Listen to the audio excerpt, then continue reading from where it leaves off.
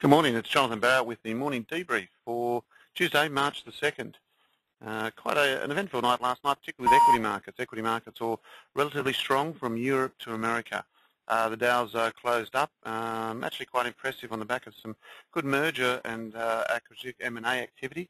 And in addition to that, we had some pretty healthy manufacturing data, and that's certainly showing a lot of us that the recovery's certainly well on the way.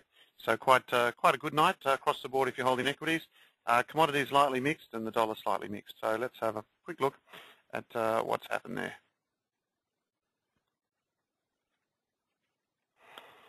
There we go, just coming up there. A little bit of a hitch there. Okay. As we can see, the Dow's up 77 points at 10,402. That's up 0.75%. The S&P was up 1%. The Nasdaq up 1.54, and the Russell up 2.16. Very positive there. The key news here, obviously, with the AIG and its life insurance unit selling.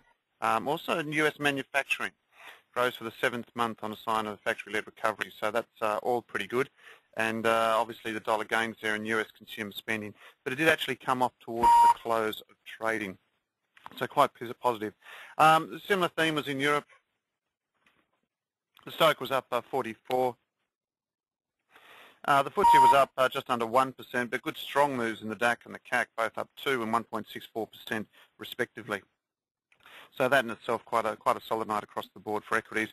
And I think we'd probably anticipate that our local market would also close up, would also open up, and that could be quite encouraging. Let's just have a look at some of the price action here. The local market 4,709. That's a solid move last night. And probably expect those gains to extend into the session today. So that's in itself, I think, very good. It takes out that 4.7, that old high 4.720, and then onwards and upwards we go. And it probably complete that right-hand shoulder we've been looking at for a little while. You can just see this on the chart, daily chart, which is just coming up now. There we go there. Breaking out that, let's just get a little bit more room on there. This is the old high here, which we're looking at and we're focusing on. So if it can take out that high there, then 4740, then it looks like we've got another leg which takes us up to 4800. The key on that is whether or not that will be sustained on that break up through that level. But at the moment, she does look quite strong. So let's see how it all unfolds. Okay, just having a look at the general commodities markets. Crude, a little bit of a setback there. Looks like it's consolidation. Looks like 82 is not to be found yet. Probably expect more sideways price action. We do have API data out tonight, so that in itself will be quite good. Just remember with crude, a break to new high up through that 80.20.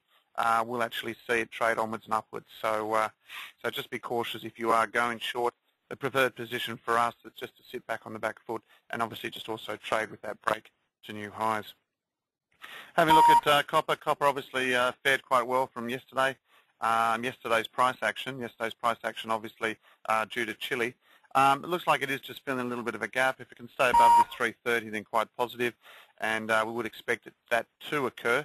So let's just see what happens from there. But certainly a break through that 350, 352 area, and then up she trades. Having a look at gold. Gold in itself, just marking time. I do like this formation. It's a breach and a pullback. So this can come back a little bit further if it wants to.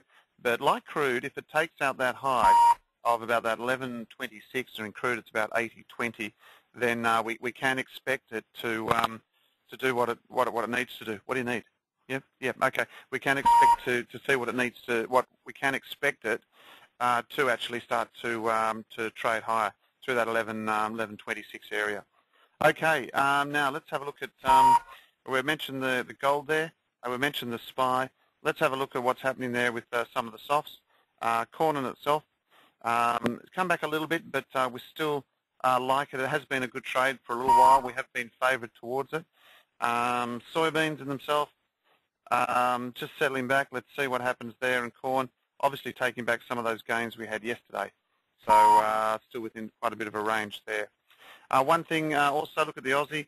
RBA announcement tonight. Let's see what that happens today, 2:30. It is trading on its highs. Let's see. Obviously, if it takes out that low there, we're going to be wrong. That's a low around that 88. but we are currently long the Aussie and expecting good things out of it today.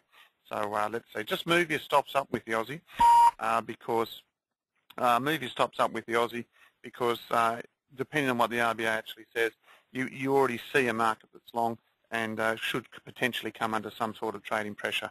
So just be careful on that, and let's take it from there. Righty-ho, that's about it from us, and hope you all have a good day, and we'll certainly talk to you tomorrow.